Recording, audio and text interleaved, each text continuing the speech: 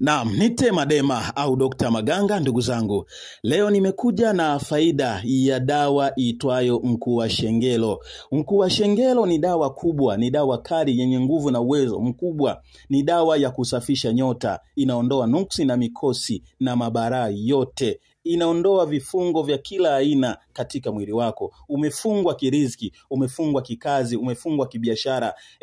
Mambo yako hayaendi, mambo yako yameharibika, unataka yakae sawa. Basi hii ni dawa ambayo nimekuletea, itakufanya wewe uweze kurudi katika ubora wako na kuweza kufanya shughuli zako kama kawaida. Lakini pia nimekuja na hii dawa kwa wale wanaosumbuliwa na masuala ya jadi, masuala ya jadi, masuala ya mila, unasumbuliwa na mizimu. Na unahitaji kuiweka vizuri, unataka kuweka sawa, basi hii ni dawa ambayo itakwenda kukuweka safi kabisa na salama kabisa. Wewe ni mganga, kilinge chako kimepoa, mizimu yako imepoa, ndoto hupati, kila unapolala usiku hakuna, lamane zimepotea, giza limeingia kwenye kichwa chako na unahitaji ufungue kichwa chako, ufungue mizimu yako na majini kwa niaba ya kazi, basi hii ni dawa itakwenda kukusaidia. Nimeweka vitu viwili hapo. Nimeweka nini?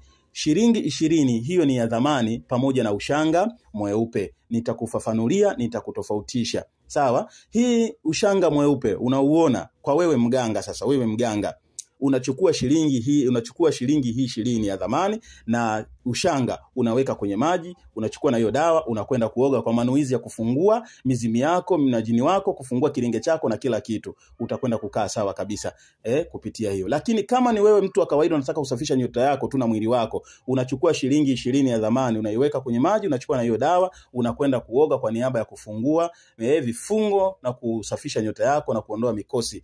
Mwenyezi Mungu atakusaidia, utafunguka kabisa. Ulifukuzwa kazi, unahitaji kurudishwa kazini. Umekaa kwenye kazi muda mrefu, hujaongezwa mshahara wala hujafanywa chochote kile cha maana. Umekuwa ni mtu wa kuhangaika. Pengine unaomba kuongezewa mshahara, imeshindikana. Ioge hii dawa. Kwa uwezo wa Mwenyezi Mungu utapandishwa cheo na utaongezwa mshahara.